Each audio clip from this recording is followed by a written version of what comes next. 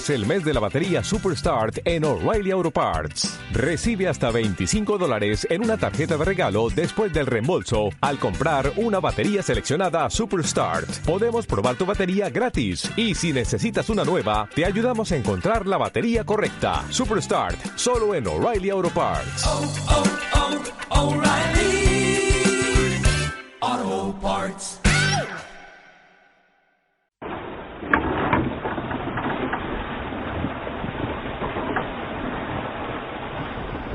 La espesura de la niebla agudiza los sentidos. Hasta el olfato parece activarse más de lo necesario para contribuir al estado de alerta que se vive a bordo cuando apenas alcanzamos a ver el molinete del ancla.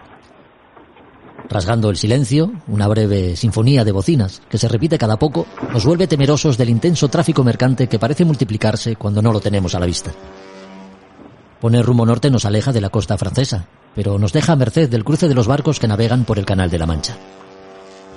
Confiados en que la electrónica haga su trabajo y emitiendo señales acústicas que contribuyen al improvisado espectáculo sonoro al que las condiciones obligan, apenas sin arrancada, esperamos a que el paso del tiempo se convierta en nuestro aliado disipando la niebla cuanto antes, cosa que ocurre a las pocas horas y que nos permite volver a rectificar el rumbo 180 grados. Una ligera brisa nos anima a izar las velas para dejarnos empujar por la aleta de babor. Todo resulta extraño, cuando menos singular. Las condiciones con las que amanecimos y vernos ahora frente a una isla que no aparece en las cartas nos desconcierta. Juraríamos que navegábamos rumbo sur y sin embargo el compás nos lleva al 315.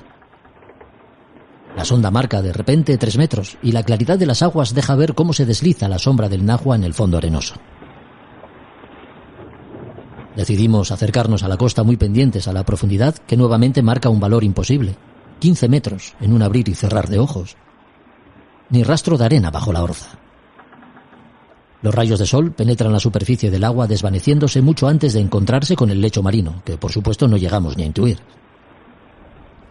A unas escasas 2 millas de tierra, nos vemos navegando sobre un enorme banco de peces que toma media mar.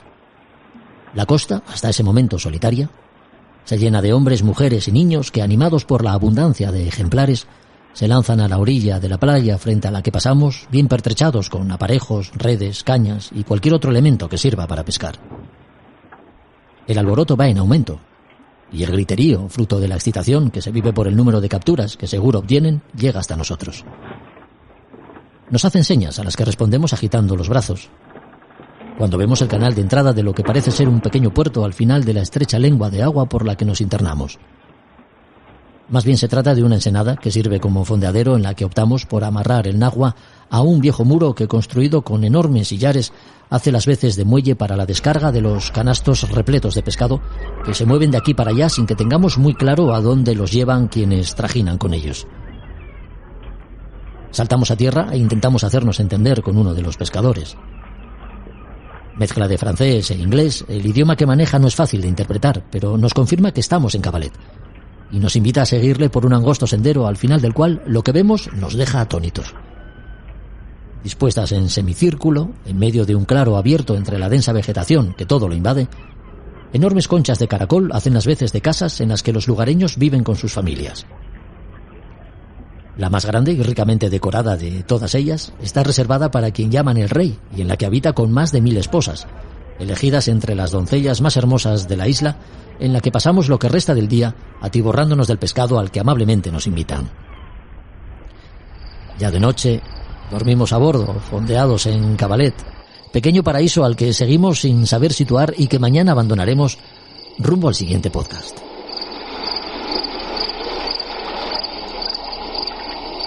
Por cierto, Cabalet no existe, nunca ha existido.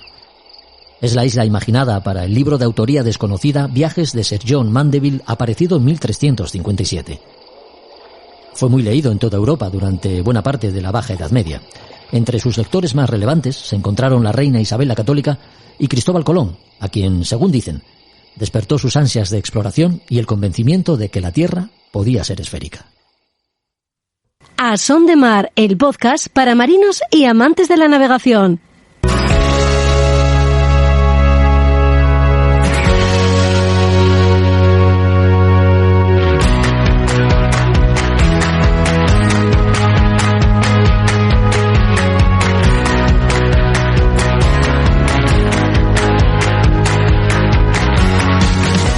amigos, ¿qué tal? Bienvenidos a otro capítulo de A Son de Mar.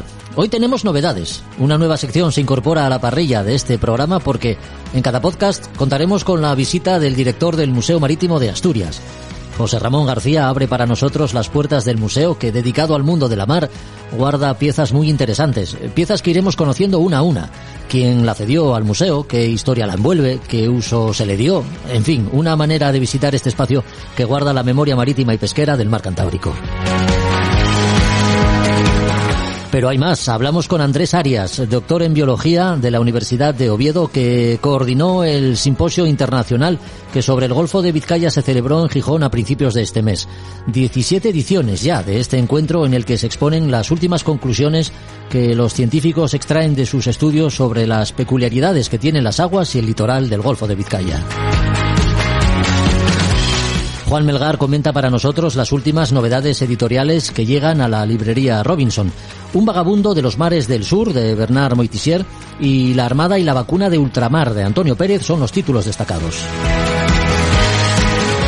Roberto Álvarez Bucetas, coordinador del equipo de regatas de la Universidad de Oviedo, vuelve a traernos un asunto de actualidad porque los días 26 y 27 tendrá lugar la regata Isastur Universidad de Oviedo en su 23ª edición. Participantes, condiciones meteorológicas previstas o cuáles fueron sus inicios son algunas de las cuestiones de interés que rodean a esta emblemática prueba. No queremos empezar sin expresar un sentido recuerdo a los últimos fallecidos en aguas de nuestro litoral. El pasado jueves 17 de junio naufragaba el cerquero Siempre Hueto, con base en Portosín, La Coruña. 2 de sus 10 tripulantes fallecieron. El 21 lo hacía un tripulante de la embarcación Punta Abona, con base en el puerto de San Miguel de Tajao, en Santa Cruz de Tenerife. Así que este podcast va por ellos. Comenzamos.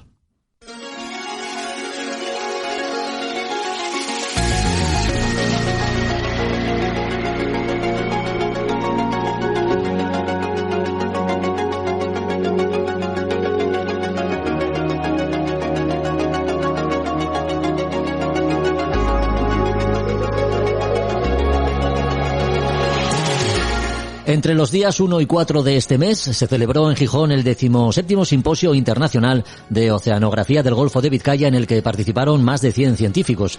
Un evento que se celebra cada 2 años y que sirve de espacio para la reflexión y la puesta en común de ideas y también conclusiones. Las conclusiones a las que llegan los investigadores en su trabajo de estudio, siempre con el Golfo de Vizcaya, en este caso, como escenario de sus investigaciones. Hablamos con Andrés Arias, doctor en Biología por la Universidad de Oviedo y coordinador de las jornadas que, como decimos, han tenido a Gijón como sede y al Golfo de Vizcaya como área de estudio. ¿Qué tal, Andrés? ¿Cómo estás? Gracias por acompañarnos. Bienvenido. Hola, muchas gracias a vosotros por llamarme. A orillas del Cantábrico tuvo lugar este encuentro científico que ya va por su 17ª edición. Dicen que el saber no ocupa lugar y el conocimiento no parece tener límites. El Golfo de Vizcaya parece dar para mucho, ¿no? Sí, realmente sí, es un lugar que es excepcional por su ubicación, ya que el Golfo de Vizcaya, que abarca pues fundamentalmente las aguas marítimas pues de España y de Francia, está más o menos a medio camino entre los mares fríos del norte de Europa y luego las zonas un poco más subtropicales o tropicaloides, de que puede ser Madeira, del Atlántico, que podemos decir un poco subtropical o templado. Entonces, en esta zona de confluencia pues podemos tener tanto especies de aguas más frías como de aguas más cálidas y también pues especies endémicas. Entonces, por su ubicación es un enclave muy muy importante desde el punto de vista ecológico. O sea que esta sería una de las peculiaridades que tiene el Golfo de Vizcaya respecto a otras áreas igualmente ricas y con una importante biodiversidad. Sí, es una de las principales. De hecho, también hemos visto que tenemos como una especie como de gradiente, se suele llamar de meridionalización, en el que tenemos la temperatura de las aguas es más fría en la parte más cercana a Galicia y según nos acercamos hacia el País Vasco, a lo que sería la parte más interna del Golfo, es más cálida. Entonces también tenemos muchas especies que se van a ir disponiendo en función de sus afinidades por estas temperaturas como franjas y van a ser más abundantes en una zona o en otra, o incluso pues podemos ver que en algunas zonas no aparece y en otras sí. Entonces nos da mucho juego a la hora de hacer estudios de cambio climático y de adaptación pues a estas nuevas condiciones que tenemos como consecuencia pues también pues aparte de los cambios de temperatura, pues del cambio global, por ejemplo. Sí. Andrés, el medio marino, como todo ecosistema, guarda un equilibrio. En el caso del Golfo de Vizcaya, además de las especies, los fondos marinos, las corrientes, el oleaje y las mareas, e incluso los acantilados aportan algo a ese equilibrio, ¿no? De todos estos elementos, ¿hay alguno especialmente frágil? Bueno, realmente sí, tenemos varios. Las zonas costeras, lógicamente, lo que es toda la zona intermareal, pues están pues bastante explotadas desde el punto de vista humano, sobre todo también turístico, por la contaminación, están muy cerca de grandes ciudades, como puede ser Gijón, como puede ser Avilés. Entonces, son unas zonas que son especialmente sensibles, también pues todos estos contaminantes que vertemos, y luego pues ahora un poco también como consecuencia de la pandemia pues estamos viendo que empiezan a aparecer muchos químicos como paracetamol y demás en zonas costeras que no sabemos qué influencia pueden tener sobre las especies animales. En algunos casos que se han hecho estudios les puede afectar incluso pues a la reproducción, a la capacidad que tienen de regeneración, etcétera, o sea que puede tener a largo plazo pues efectos importantes. Hablamos del paracetamol como un elemento contaminante, del plástico ya ni hablamos. Claro, los microplásticos también es otro gran problema, pero bueno, paracetamol sí que se vio que había unos incrementos, sobre todo ahora, pues de esta situación que vivimos con la COVID-19, que se incrementó su uso, pues también en los desechos, pues salía con las aguas residuales y estamos encontrando pues cantidades bastante altas y también de otros fármacos en el agua. Entonces, que bueno, a veces tienen una durabilidad en el medio marino pues relativamente larga y pueden ser pues metabolizados por otros animales y tener consecuencias que desconocemos. No sé si y luego los microplásticos, como te digo, es otro problema, sí. Digo, no sé si al Golfo de Vizcaya se le puede definir como un ecosistema, es más bien un conjunto, ¿no? Quizá de diferentes ecosistemas. Los más interesantes desde el punto de vista científico, ¿cuáles son? Bueno, pues tenemos, como te digo, pues los ecosistemas intermareales son muy importantes porque son también bastante diversos, pero sobre todo uno que nos interesa mucho son los bancos de corales de aguas frías, porque tenemos en el Cantábrico, por suerte, pues una densidad bastante alta de corales de agua fría, sobre todo pues de Lofelia pertusa y Madrepora culata, que son unos corales que forman, igual que los tropicales, pues forman con su propia estructura un medio físico tridimensional en el que viven pues muchísimos otros animales, pueden vivir pues desde larvas de peces, cangrejos pequeños y muchos de estos animales que luego pues los pescamos y nos los comemos, o sea que son como una fuente muy importante de biodiversidad y también uno de los más sensibles a los cambios. ¿Bancos de corales de aguas frías que recorren, digamos, toda la costa del Golfo de Vizcaya o los localizamos en puntos muy concretos? Bueno, no recorren toda la costa, están en puntos concretos. Tenemos un banco importante en el Cañón de Avilés, en el sistema de cañones de Avilés. Y luego pues tenemos también otros asociados también a otras zonas, como puede ser la reserva del Cachucho, pero no tienen una distribución continua, sino que están un poco a parches en diferentes áreas y realmente pues bueno, se están intentando estudiar pues en la medida de lo posible pues a través de diferentes campañas oceanográficas que se hacen pues tanto desde la universidad como el Instituto Español de Oceanografía u otros proyectos específicos para ver un poco pues la salud de estos ecosistemas, ¿no? Sí. Has mencionado el Cañón de Avilés, un espacio que nos llama especialmente la atención por su profundidad y un poco por el misterio que lo envuelve, ¿no? Dicen que es un lugar en el que se concentra un buen número de calamares gigantes que nunca se han llegado a ver. ¿Hasta qué punto está estudiado el Cañón de Avilés? ¿Qué noticias hay al respecto, Andrés? Bueno, en los últimos años sí que hubo varios avances, hubo varios proyectos, tanto pues liderados por la Universidad de Oviedo como por el Instituto Español de Oceanografía y otras organizaciones, y sí que estamos empezando, pues ya tenemos una cartografía bastante buena del sistema de cañones, porque realmente, aunque decimos que es un cañón, realmente es un sistema de varios cañones, o sea, de montañas y de valles, que pues albergan, como tú dices, una gran biodiversidad. Está pues el calamar gigante y muchas otras especies que probablemente no conozcamos. De hecho, estamos describiendo pues desde prácticamente los últimos 20 años se han descrito bastantes nuevas especies, sobre todo de animales pequeños, invertebrados, tipo pues gusanos marinos, que son únicas de esta zona y que no se conocen hasta la fecha de otras. Y es muy probable que tengamos todavía más especies ocultas y que son nuevas para la ciencia. Por eso esta gran importancia que tiene el Cañón de Avilés como fuente un poco pues de estudios sobre la biodiversidad. Sí, sí. En cualquier caso, el Golfo de Vizcaya sí parece ser el escenario en el que interactúan diferentes actores que, aunque aparentemente tengan, digamos, intereses contrapuestos, al final pues cada uno busca maximizar sus beneficios, ¿no? Hablo de los científicos por un lado y el sector pesquero por otro, ¿no? Sin embargo, los investigadores, preservando la biodiversidad del Golfo de Vizcaya, de alguna forma también están favoreciendo, ¿no?, que se protejan los recursos pesqueros. Claro, lógicamente, es un poco lo que te comentaba antes de los corales de aguas frías. Sí. Estos corales, con su propia estructura física, sirven para que muchas especies que luego pues pescamos, pues de peces, de cangrejos y demás, puedan sobrevivir los juveniles ahí. Entonces, al proteger áreas concretas de la costa, pues estamos favoreciendo que podamos perpetuar especies que luego pues son comerciales. Entonces, conservación y lo que sea pues pesca y las actividades económicas no debería de ir separadas tanto, sino que tendrían que ir de la mano, porque lógicamente la pesca va a depender en gran medida de que se conserven esas poblaciones de los animales de los que nos estamos explotando. Entonces, sí que es importante que intentemos siempre pues ver, aunque a veces de primeras pues pueda parecer que si se protege una zona, se corta una zona y no se puede pescar, pues puede generar a corto plazo pues de alguna manera un perjuicio económico. A largo plazo la ventaja que va a suponer eso pues es muy grande. Claro. Y es lo que tenemos que tener en cuenta. Desde luego que sí. Oye, ¿y cuál es el grado de implicación en la protección y estudio de la biodiversidad marina que atesora el Golfo de Vizcaya de instituciones como las universidades o los centros de investigación de las diferentes ciudades, pueblos y villas ribereños?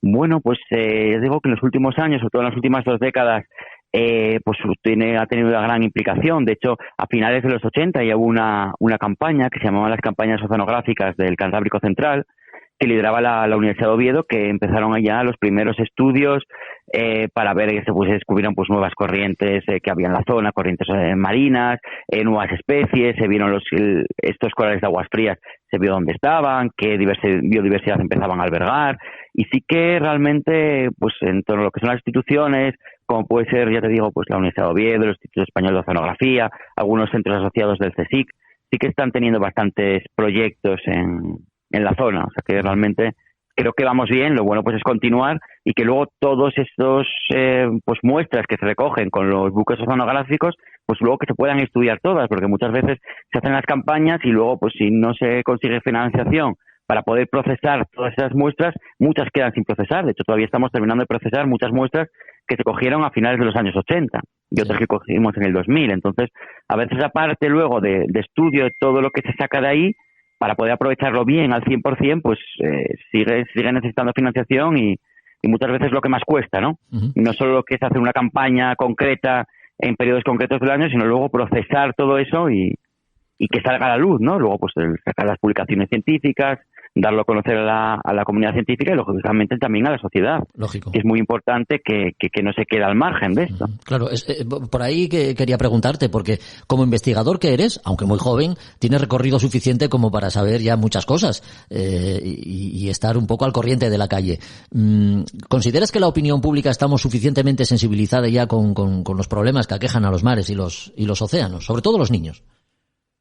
Bueno, realmente en parte sí, pero yo creo que todavía tenemos mucho camino por andar en este aspecto y creo que es muy importante pues eso, empezar a tener conciencia, sobre todo pues desde los niños, desde que somos pequeños, de pues toda esa gran diversidad que tenemos en el mar y no solo pues de animales grandes como ballenas o calamar gigantes, sino pues también de pequeños animales como gusanos que tienen su papel importante en el ecosistema y de hecho en este congreso que acabamos de tener en el ISOBAI de la edición 17, uno de los premios de innovación se dio precisamente a un colegio, al Colegio Inglés de Asturias, en el que tenían los niños y niñas de quinto de primaria, sí. Hicieron un proyecto con su profesor sobre los gusanos marinos para conocer un poco pues la diversidad, qué funciones tenían en el ecosistema, por qué era importante conservarlos, y sí que se dio una especial mención a este proyecto porque creemos que es muy importante empezar desde la base y extender esto pues a otros grupos de animales, sí. Pues moluscos, caracoles, pues yo que sé, incluso también de algas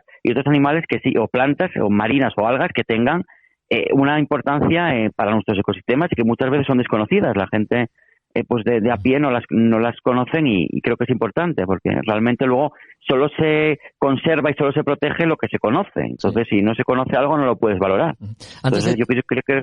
Dime. No, sí, Perdón. Continúa, Andrés. No, sí, ya había terminado, dime. Antes de terminar, hablemos, si me lo permites, un poco de ti, porque eres zoólogo, doctor en biología, ya decíamos, por la Universidad de Oviedo, y digamos que te has especializado en el estudio de la biodiversidad, biología y ecología de los invertebrados, tanto marinos como de agua dulce. ¿Lo de biólogo es pura vocación, que aparece ya de niño, o llegas a ella por avatares de la vida? No, a mí siempre me gustó mucho el mundo de la biología, los animales, los ecosistemas, y prácticamente ya desde pequeño quería enfocarme o por biología o quizás veterinaria, pero sí tenía la línea bastante clara, sí. Sí. ¿Y eso de especializarte en invertebrados marinos de agua dulce? Bueno, de marinos, y pues realmente a mí siempre me llamaron mucho la atención y pienso que, porque siempre que pensamos quizás en proteger un animal o un animal que esté amenazado, pues pensamos en el lobo, pensamos en el oso, pensamos en el urogallo, y siempre creí que había como una especie de sesgo a todos estos pequeños animales, gusanos, caracoles, que no se les prestaba suficiente atención, y a mí siempre me llamaron más porque muchas veces desarrollan funciones en el ecosistema mucho más importantes que un animal grande. Y a veces pues todos dependen de ellos, ¿no? Y todo el ecosistema de pequeños animales. Entonces me pareció como interesante explotar esa faceta que quizás no es la más conocida, ni es la que luego pues que más financiación recibe, pero sí que creo que es importante. Sí, pues te imagino de niño, ¿no? Bajando la marea en la playa y en el pedrero andar rebuscando entre las piedras y las peñas. Sí, desde pequeño siempre me gustaba mucho y me llamaba mucho la atención quizás más las cosas más raras, pues yo qué sé, pues anémonas o caracoles, que más que peces o delfines o gaviotas incluso, ¿no? Y siempre me llamaron mucho la atención, y luego pues cuando ya empecé a estudiar en la carrera, pues bueno, me siguió aumentando la llamada de los invertebrados. ¿Y en qué investigación estás ahora embarcado, Andrés? ¿En qué proyectos? Bueno, pues ahora estamos organizando pues una especie de volumen especial con las comunicaciones que tuvimos al Congreso, y sobre todo pues estoy también con gusanos marinos que encontramos a gran profundidad en el Cañón de Avilés, que no se sabía cómo se reproducían, y estamos viendo que muchas de estas especies son hermafroditas, al contrario de lo que se pensaba, que había machos y que había hembras, pues son hermafroditas, como de alguna manera una adaptación a esta vida en las profundidades en la que es muy difícil encontrar pareja, ¿no? Entonces, si eres hermafrodita, pues no cualquier individuo de tu especie con el que te cruces te va a servir para intercambiar gametos. Si fueras macho, pues necesitarías una hembra, y si eres hembra, un macho. Entonces, cuando los encuentros son reducidos, pues el ser hermafrodita realmente es ventajoso. Entonces estamos viendo que es una estrategia bastante extendida, sobre todo en los gusanos marinos, y que no estaba muy reportada hasta la fecha. Entonces ahora estamos trabajando en eso específicamente.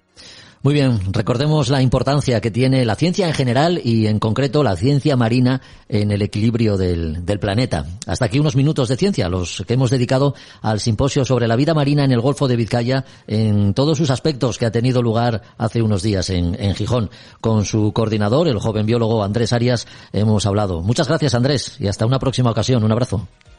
Un abrazo, gracias a vosotros.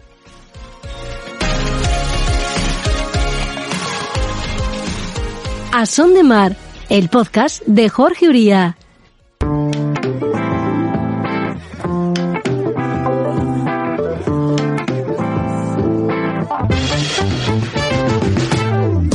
Sintonía que invita a bajar a la camareta donde espera Juan Melgar para acercarnos las novedades editoriales que extrae de Librería Robinson. Una vez más son dos los títulos elegidos. Un clásico que vuelve a editarse, que lleva por título Un vagabundo de los mares del sur, de Bernard Moitessier, y La armada y la vacuna de ultramar, de Antonio Pérez. De estos libros hablamos en los próximos minutos con Juan, que ya está al otro lado del teléfono. ¿Qué tal, Juan? Bienvenido una vez más. Hola, Jorge, un saludo para ti y para todo el mundo.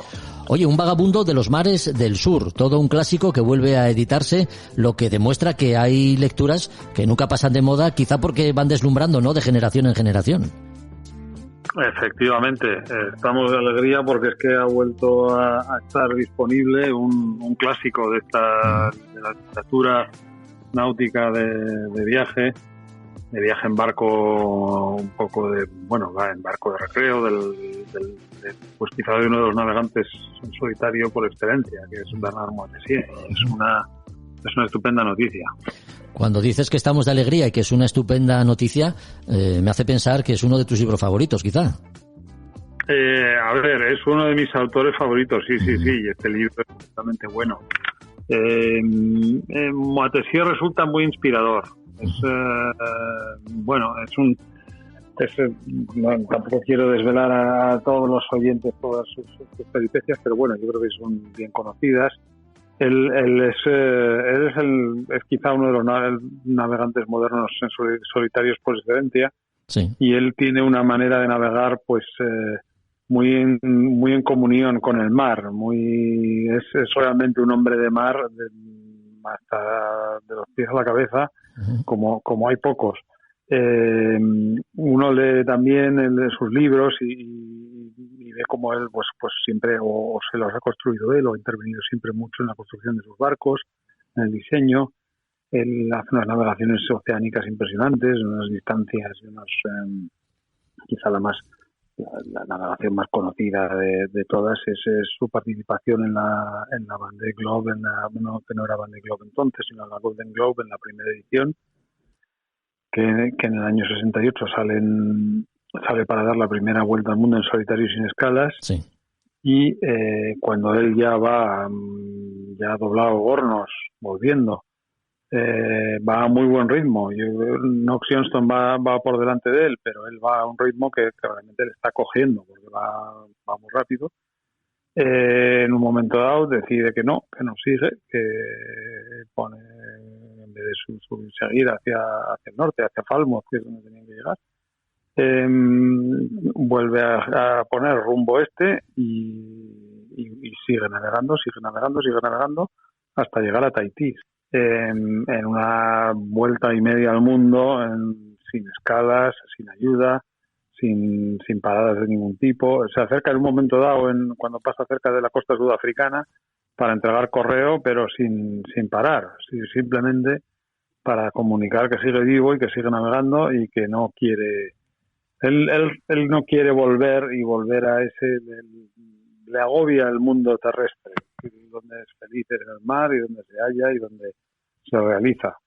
Y entonces leer todas sus peripecias y todas sus aventuras, porque el libro, por ejemplo, El vagabundo de los mares del sur, empieza con un naufragio. Él va desde el sureste asiático y está yendo hacia la costa africana y naufraga en Diego García. Se va en el barco contra un arrecife y pierde el barco, y a partir de ahí empieza un poco su nueva etapa. Construye un barco en Mauricio. Bueno, eso es un poco el libro como esto, y siempre es mucho, pues uno entiende muy bien pues el barco, cómo funcionan los barcos, cómo se comportan, cómo él los piensa, cómo está constantemente arreglando todo, porque las navegaciones oceánicas al final son un constante arreglar el barco. Sí, sí. Desde luego la relevancia de este libro no está tanto en su contenido como en quién es su autor, ¿no? Porque hay vidas que son dignas de una novela o de llevarlas incluso al cine, ¿no? Y la de Bernard Moitessier es una de ellas, sin duda. Sí, es una vida digna del cine o de la película o de la serie, que estamos ahora siempre con las series. Desde luego, es un personaje fascinante. A quien nos gustan los barcos y nos gusta navegar, bueno, pues no diré que es todo un ejemplo, pero desde luego sí que nos despierta cierta envidia sana, ¿no? Es toda una vida dedicada a lo que más le gusta a uno, asumiendo lógicamente los riesgos y las dificultades que tiene, y en su caso fueron muchas. Sí, y es un libro, vamos, la literatura de Moitessier, los libros de Moitessier han animado a mucha gente a echarse al mar. Ya. Porque son esos que inspiran y que le entran a uno el gusanillo y las ganas. Bueno, otro de los títulos que teníamos para hoy es el de La Armada y la vacuna en ultramar, un título de Antonio Pérez que en tiempos de pandemia y vacunas adquiere especial interés. Efectivamente, no puede estar el tema más tristemente de moda. Sí, sí. Ahora que estamos todos o vacunados o esperando vacunarnos. Bueno, esto repasa, nos trae un poco a la actualidad algo, pues lo que es la vacunación y las pandemias, las epidemias, que es algo muy viejo a su vez, porque me parece que estamos viviendo algo nuevo, pero no es tan viejo como la historia del hombre. Siempre ha habido pandemias, siempre ha habido.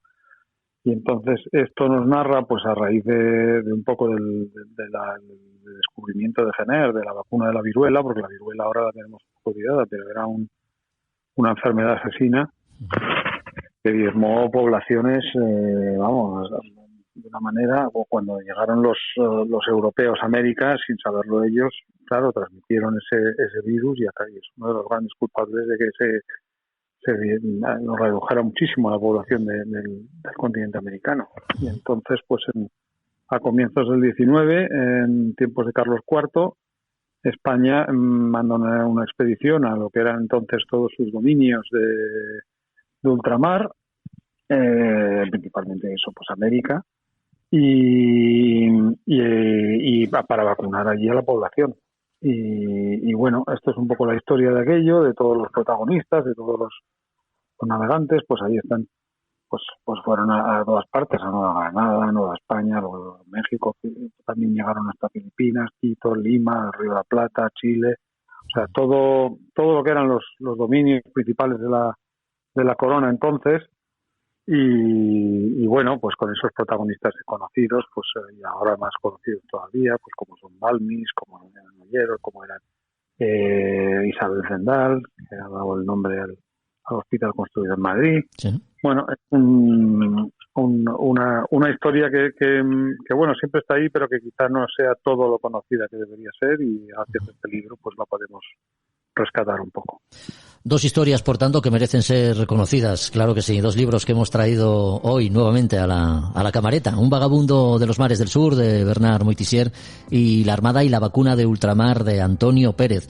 Dos libros que se pueden adquirir en librería Robinson. Ya saben quienes nos escuchan que pueden hacerlo a través de vuestra página web, visitando, por supuesto, la librería en Madrid, o llamando al teléfono, ¿no? Esas son las formas que tenemos de contactar con vosotros, Juan. Sí, de cualquiera de las maneras que prefiera el cliente, intentaremos atender lo mejor posible. Pues muchas gracias una vez más y hasta el próximo podcast. Un abrazo. Vale, muchas gracias. Un saludo a todo el mundo.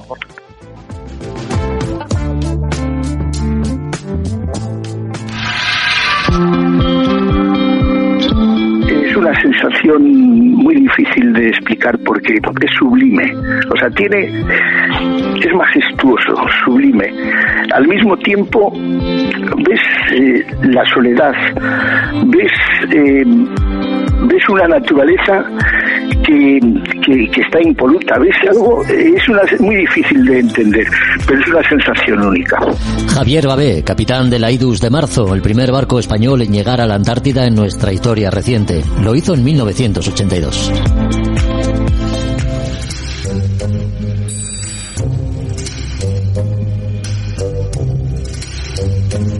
En A Son de Mar, historias del museo. Ya hemos dicho que estamos de estreno. Inauguramos una nueva sección que seguro no deja indiferente a nadie, porque de la mano de José Ramón García, director del Museo Marítimo de Asturias, no solo visitaremos en cada podcast las instalaciones del museo, lo haremos recorriendo palmo a palmo su espacio expositivo, conociendo en profundidad cada una de sus piezas, quién fue su donante, qué historias las envuelve, a qué barco pertenecieron o cuál fue su vida útil a bordo. Una especie de audioguía que sin duda os animará a visitar este extraordinario museo. Así que comencemos. José Ramón, ¿qué tal? ¿Cómo estás? Muy buenas. Bienvenido. Hola, buenas tardes, muchas gracias. Oye, antes de nada, me gustaría destacar que el Museo Marítimo de Asturias, en Luanco, hunde sus raíces a finales de los años 40 del siglo pasado. Con la solera que tiene, incluyendo algún periodo de decadencia, ¿podemos decir que el museo se ha convertido en testigo de la evolución de la náutica y las técnicas de pesca? Sí. En algún episodio quizá no tanto, pero aquí hicimos un esfuerzo grande. Y yo creo que el tema, sobre todo etnográfico, estamos bien dotados, desde luego. Bueno, pues vayamos al lío, porque en el espacio central se reúnen algunas de las piezas que quieres destacar en el podcast de hoy. Las embarcaciones de pesca tradicionales que tan difíciles son de ver ya, ¿no? Si no es en un museo.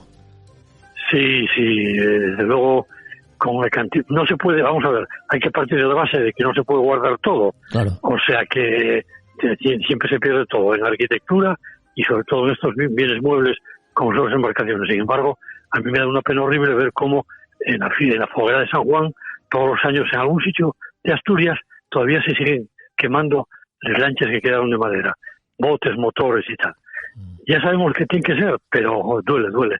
Aquí en el museo tenemos una muestra representativa, no muy abundante, porque claro, el museo las dimensiones no son indefinidas, ¿no? Tiene un espacio y ya lo tenemos prácticamente cubierto. Pero bueno, representa, yo creo que bastante bien lo que fue la evolución de la pesca en los últimos 100 años. ¿Y de qué embarcaciones estamos hablando, José Ramón? Pues mira, la más antigua es la bañuguera. La bañuguera es una embarcación de 7 metros de eslora y unos 70 de manga. O sea, es más o menos el tipo de estándar, ahora le digo, ¿no? Sí. En 1927, es decir, casi 100 años, no hay en todo el Cantábrico una embarcación tan antigua, una antigua de pesca. Y tiene además, para completar el valor que tiene en sí mismo, un motor de 2 tiempos, un motor Yeregui de 3 caballos, o 3 caballos no lo tiene ahora ni una aspiradora, es ridículamente pequeño. Sí. Es una joya, un motor de 2 tiempos de la misma época, también de 100 años. Aquí vino gente del País Vasco, de Zumaya, donde se hacían y tal, y no quedó ni uno solo. Bueno, pues aquí lo tenemos como complemento. Estamos hablando, preciosa. Perdona, José Ramón, estamos hablando de una bañuguera, para que nuestros oyentes nos entiendan. Bañuguera viene de Bañugues, ¿no? La población próxima a Luanco, que está en el Cabo Peñas, aquí en Asturias. Sí. No se tuvieron que estrujar mucho el cerebro. Los dueños eran de Bañugues y la llamaron una bañuguera. Bueno, y nos la donó Julián García Fresno, que a su vez es el último torrero, es decir, el último funcionario de faros. Está en Cabo Peñas.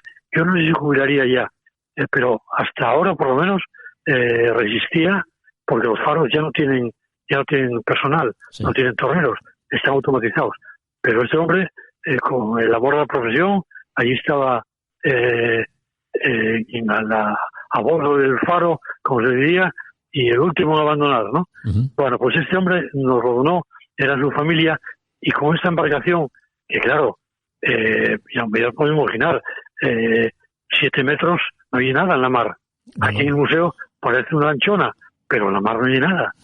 Va provista de ese motor y de una vela, porque el motor no tira mucho. Entonces, la vela era auxiliar y lleva también 2 remos por banda, para maniobras y demás. Bueno, pues de esa embarcación tenían que vivir 5 o 6 familias de lo que pescaban, que eran los paisanos que iban a bordo y que iban, para mi sorpresa, porque nos lo contó, aquí llegamos a conocer a uno que todavía había andado en ella, iban a la zona de Ortegal a coger marisco, fíjate tú, de Bañugues, yo no me cabe en la cabeza. ¿En esa embarcación? ¿En esa lancha?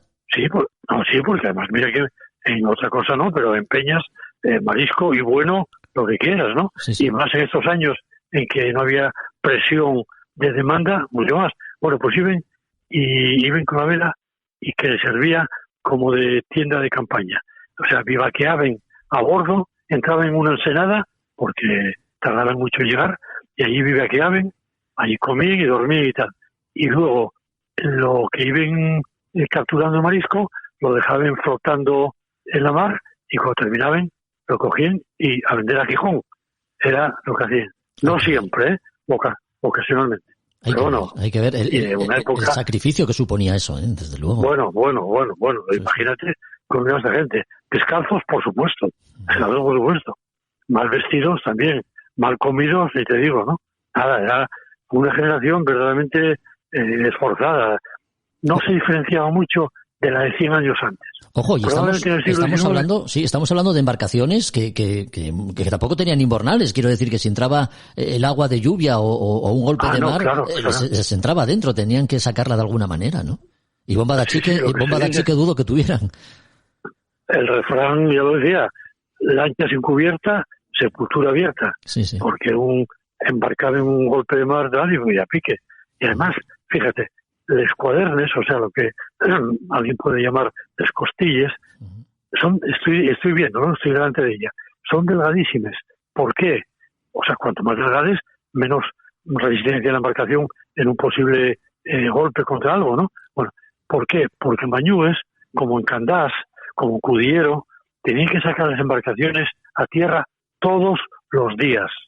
Entonces, claro, eso te lo digo por testigos de carpinteros de Ribera, ¿eh? Sí. Iban al carpintero de Ribera, encargaban la lancha y decían, oye, fulano, no me pongas mucha madera que reventamos.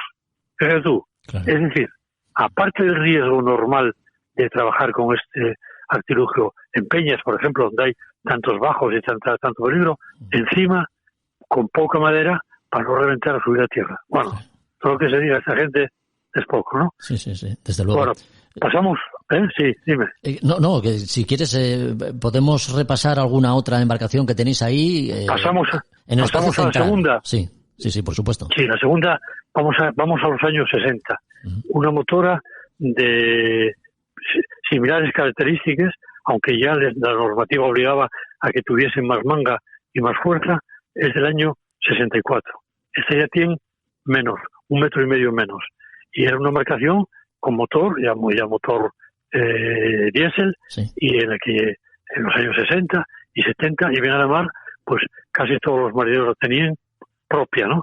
Es decir, iba un paisano con el hijo, o iban 2 paisanos, o tal, y lo mismo, a Charles Nases o a otro tipo de pesca con y demás de bajura. Pasamos luego a una merlucera, que es una lancha ya mayor, una lancha con cubierta, tiene cocina, para comer a cubierto, tiene retrete, aunque no se usaba, y esta ya era de 1989, fue cuando se construyó y se desguazó no hace mucho, nueva del paquete, impecable. Caray. Bueno, dije que tenía retrete y no se usaba porque se me lo dijo el patrón, eran los mangolos, son una familia muy extendida en Luanco, muy buena gente, y el retrete lo utilizaban como vestuario, o sea, vestuario es decir, para colgar la ropa de aguas y demás, claro. Pero el retrete consiste en un cordel que está puesto a estribor, amarrado a la caseta, del que se sujetaban y se sentaban en la borda, y bueno, lo demás no falta decirlo, era el uso habitual de los pescadores. Sí. Luego 2 tambuchos a proa y a popa, donde podían ir a proa podían ir unos 4 o 6 marineros, y a popa el patrón y el maquinista. Y nada, las dimensiones tampoco eran nada otro mundo, porque 16 metros, lo mismo, y un cascarón. Claro que esto ya llevaban, ya te digo, cocina cerrada, con gas butano, llevaban radar, algún esgonio y luego radar, instrumentos ya de localización por radio y demás más perfeccionados. Ya esto era propio del siglo XX. Sí. Y hasta hace poco que se esguazó la última, porque esto ya pasó a la historia también. Sí. Bueno, hay un montón de piezas en el museo que son destacables, y como hemos comentado en la presentación del podcast, vamos a ir repasándolas contigo, si te parece, en cada uno de nuestros episodios, de nuestros capítulos. Pero antes de despedirte, nos gustaría recordar que hay pendiente una exposición que se inaugura, o se ha inaugurado ya, una exposición fotográfica en el museo, ¿no? Sí, mañana, de un fotógrafo de finales del siglo XIX y principios del XX, sí. Es decir, que trabajaba con negativos de cristal. Son fotos buenas que permiten ampliación, porque son los negativos muy grandes, y se refiere sobre todo a Luarca y a San Esteban de Pravia. Barcos que casi todos en puerto, alguno a bordo, pero es representativo de esa época. Y lo hacemos con orgullo porque este Museo Marítimo de Asturias tienen que ejercer como tal. Sí. De manera que aquí estamos abiertos, como esto, por ejemplo, una colección que nos traen de Luarca y que las ponemos encantados. Que haríamos mañana con una de Cudiero, de Candás, de Llanes, de donde sea, ¿no? O sea que está abierto a todo el mundo. Genial. Desde luego, para querer algo, primero hay que conocerlo. Entonces, estamos hablando de motoras, merluceras, algún bote a remos, en fin, embarcaciones que pueden visitarse, como decimos, en el Museo Marítimo de Asturias, y que podemos ver para conocer mejor un pasado no tan lejano en el que la pesca se hacía de forma artesanal. Hemos hablado con su director y esperamos hacerlo en próximos episodios, con José Ramón García, director, como decimos, del Museo Marítimo de Asturias en Luanco. José Ramón, gracias por tu visita y hasta nuestro próximo podcast. Lo mismo digo, a vuestra disposición cuando queráis. Un abrazo, adiós. Un saludo, adiós.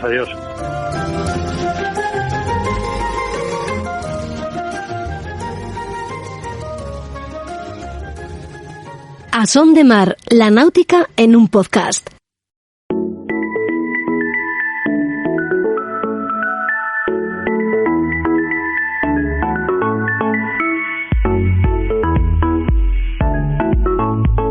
La Bahía de San Lorenzo acoge este fin de semana, los días 26 y 27, la regata Isastur Universidad de Oviedo en su 23ª edición. 23 años ya de una prueba consolidada en el calendario de regatas. Hablamos con ello, con Roberto Álvarez Bucetas, profesor de la Escuela Superior de Marina Civil en la Universidad de Oviedo y coordinador de su equipo de regatas, que muy amablemente, una vez más, nos atiende. ¿Qué tal, Roberto? ¿Cómo estás? Muy buenas. ¿Qué tal, Jorge? Buenos días. Oye, ¿ser patrón del barco anfitrión te da alguna ventaja o las condiciones que se den en la bahía de Gijón serán las mismas para todos y no hay margen? No, ventaja ninguna, más que incluso más presión y más responsabilidad, ¿no? Pero bueno, ventaja ya te digo yo que ninguna. Vais todos con el cuchillo entre los dientes. Sí, todo el mundo va a hacer lo mejor posible y a intentar ganarlo, ¿no? Sí. Oye, ¿y qué condiciones esperan para este fin de semana? Bueno, las condiciones son un poco así inestables. El sábado no da así como mucho viento, da viento un poco flojo del norte, por lo que estaba viendo en estas previsiones esta mañana, y para el domingo dan oeste casi fuerza 3, 4, con algo de mar. Está un poco, bueno, estamos en primavera y el tiempo también es un poco inestable. Uh-huh. Sí. Oye, las últimas ediciones han servido de homenaje a Daniel Ponte, un querido profesor de la Escuela de Marina Civil, muy vinculado al equipo de regatas, tristemente fallecido. Sí, es el cuarto memorial Daniel Ponte. Desde su fallecimiento, pues bueno, se tomó la decisión de nombre de ponerle memorial Daniel Ponte a la regata, ¿no? Sí, él era director de la escuela y profesor, compañero aquí de la Escuela de Marina Civil, y estaba muy vinculado al equipo de regatas y era patrón de uno de los barcos, también de los barcos clásicos de la flota asturiana y gijonesa, que era el Espumero, ¿no? Estaba muy involucrado y la verdad es que, bueno, fue una pena todas las circunstancias. Sí. Oye, hace 23 años que se celebra esta regata, como hemos dicho. Eres joven, pero seguro que recuerdas los inicios. ¿Cómo fueron estos, Roberto? Bueno, los inicios del equipo de vela, pues bueno, se empezaba participando con los barcos que teníamos aquí en la Escuela de Marina Civil. No había un equipo como tal constituido dentro de lo que sería sección de vela dentro del Servicio de Deportes de la Universidad, ni como sección reconocida dentro de la Federación, y poco a poco pues se fue, bueno, al principio, unos inicios, se había posteriormente alquilado un barco para unas regatas aquí del verano, que recuerdo de algunas cosas contigo por ahí, por los puertos asturianos, en las vueltas a Asturias. Uh-huh. Algo recuerdo yo de todo aquello. Sí, y se había alquilado pues un barco en Francia, y con ese barco pues hacíamos un par de regatas de aquí de la temporada estival, que era la Vuelta a Asturias y la regata Gaitero. Y el siguiente año se hizo, bueno, esta temporada, este primer año se hizo bastante bien, quedaron la gente muy satisfecha, tanto la universidad como el propio componentes del equipo, y al año siguiente se vuelve a hacer otra vez lo mismo, y después se planteó, pues bueno, hacer eso como más estable y hacer un equipo permanente y intentar buscar la adquisición de una embarcación para el equipo, que fue pues el barco actual, que es el Universidad de Oviedo de Isastur. Ese barco, porque al final, bueno, pues el dinero que se invertía en hacer eso por el verano, pues al final, con ese mismo dinero y con un patrocinador, que bueno, que está claro que llevamos desde aquella época como patrocinador principal a Isastur, sí. Pues se hizo la adquisición de ese barco y con ese continuamos y con él seguimos hasta el día de hoy. Un barco que, recordemos, es de la clase First Class 8. ¿Hay alguna condición de tiempo que os beneficie especialmente de cara a este fin de semana? Bueno, las condiciones del barco es un barco pequeño, son 8 metros, es un barco ligero, con lo cual las condiciones de poco viento son un poquito más favorables que unas condiciones de mucho viento y sobre todo mar, porque bueno, al ser un barco pequeño le cuesta pasar la mar. Entonces, bueno, vientos medios flojos pues pueden ser que podemos manifestar más todas nuestras prestaciones. A partir de fuerzas de 15 nudos así, pues empezamos a sufrir como todos los barcos pequeños. Sí. Cuentas con una buena tripulación, experimentada. Bueno, sí, tenemos una tripulación aquí dentro de lo que es el equipo que lleva, bueno, pues hay gente veterana que está de casi de último año y hay gente también de primer año. El tema son todo componentes o alumnos de la Universidad de Oviedo los que están en el equipo, y siempre pues bueno, pues va saliendo gente que acaba y finaliza su etapa de estudiante, y entra gente nueva por abajo, entonces siempre estamos renovando tripulación, pero bueno, es una de las cosas que el aliciente que tiene pertenecer a un equipo de una universidad, un equipo deportivo de la universidad, en este caso de Oviedo. Bueno, recordemos que el equipo de la Universidad de Oviedo, bueno, además del First Class 8 que estamos comentando, el Isastur Universidad de Oviedo, que es tiene otro. Tenéis otros 2 barcos, ¿no? Tenemos otros 2 barcos, sí, que es el Espumeru, que compite en clase 3, y también hay otro barco dentro de lo que es el cuarto día de cálculos, pero bueno, está más o menos para hacer cosas de entrenamientos y prácticas, no sale a las regatas. Oye, con las condiciones que tenemos este fin de semana, que como comentaba son un poco inestables, al barco y al equipo, ¿se le da mejor las ceñidas o los vientos portantes? ¿Qué esperáis? Pues bueno, la verdad es que este año hemos tenido una modificación en el barco. Ya el año pasado habíamos hecho algo, que hemos metido esquís más grandes, esquís a tope de palo para el barco, que el barco viene con un aparejo fraccionado, y ahora hemos metido esquís a tope de palo, pues por esa circunstancia, al haber ganado mucha superficie bélica en popas, pues nos vienen algo mejor las popas que las teñidas. Pero bueno, intentamos hacerlo lo mejor posible en cada una de las de los rumbos y de las circunstancias. Lo intentáis y además lo hacéis, porque estáis en un barco puntero, eres un patrón puntero y tenéis una tripulación puntera, con lo cual, bueno, no pintan mal las cosas para este fin de semana, ¿no? Aunque los rivales os conozcáis muy bien, porque más o menos siempre estáis participando los mismos barcos, ¿no? En las regatas. Sí, se cuenta con una participación aproximadamente de unos 20 barcos para lo que sería la prueba del fin de semana, divididos en 3 clases, en clase 1, 2 y 3, y aproximadamente se cuenta con una participación de unas 100 personas. Y más o menos va a ser la flota asturiana, que es la que participa habitualmente en todas las regatas del calendario del Principado de Asturias, con lo cual los rivales son conocidos y todos tenemos más o menos, sabemos a quién tenemos que marcar y a quién tenemos que ir siguiéndole la derrota. Y como apoyo técnico contáis con la ayuda del Club de Regatas, ¿no? Como otros años. Sí, por supuesto. Sin la colaboración de la organización del Club de Regatas, una organización conjunta entre la Universidad de Oviedo y el Real Club Astur de Regatas, sería inviable la realización de la regata. Y también, bueno, por supuesto, patrocinadores, como puede ser el patrocinador principal nuestro, que es Isastur, pero bueno, también está apoyando el Ayuntamiento de Gijón, la cadena SER, Caja Rural, Coca-Cola, Norma Group, el comercio. Bueno, tenemos una serie de patrocinadores que hacen posible la viabilidad de la regata y bueno, y mantener lo que es el equipo de regatas dentro de la Universidad de Oviedo. Muy bien, Roberto, vamos a dejarlo aquí. Cuando éramos pequeños decían que lo importante no era ganar, lo importante era participar. Eso está muy bien, pero cuando se regatea, lo que gusta es recoger el premio, el primero, ¿eh? Así que mucha suerte. Sí, hay otro.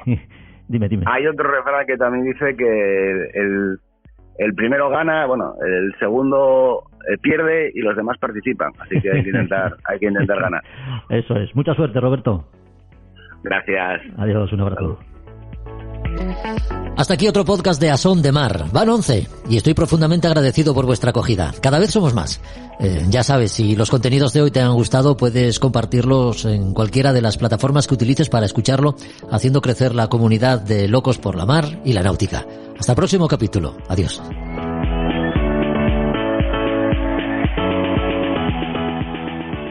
A Son de Mar, el podcast de Jorge Uría.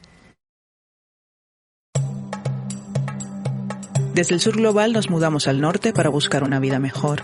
Y ahora en podcast te contamos nuestras experiencias y aportes al país al que llegamos. Esto es Escucha Migrante, el podcast de la cultura en movimiento. Un proyecto sonoro para el encuentro de creadoras, investigadoras y distintos agentes culturales que hablan con voz propia en muchos acentos. Hola, soy Dagmario Oliver Graterol y seré tu anfitriona en los episodios conversacionales. Yo soy Mili Matos y seré la voz que te acompañará en los episodios narrativos.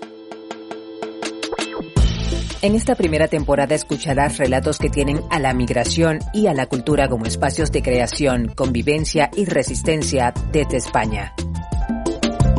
Síguenos, activa las notificaciones y comparte con el hashtag Escucha Migrante. Este es un proyecto beneficiario de las ayudas para la promoción del sector del videojuego, del podcast y otras formas de creación digital convocadas por el Ministerio de Cultura y financiadas por la Unión Europea Next Generation EU, con el apoyo de Yo Soy el Otro, Asociación Cultural.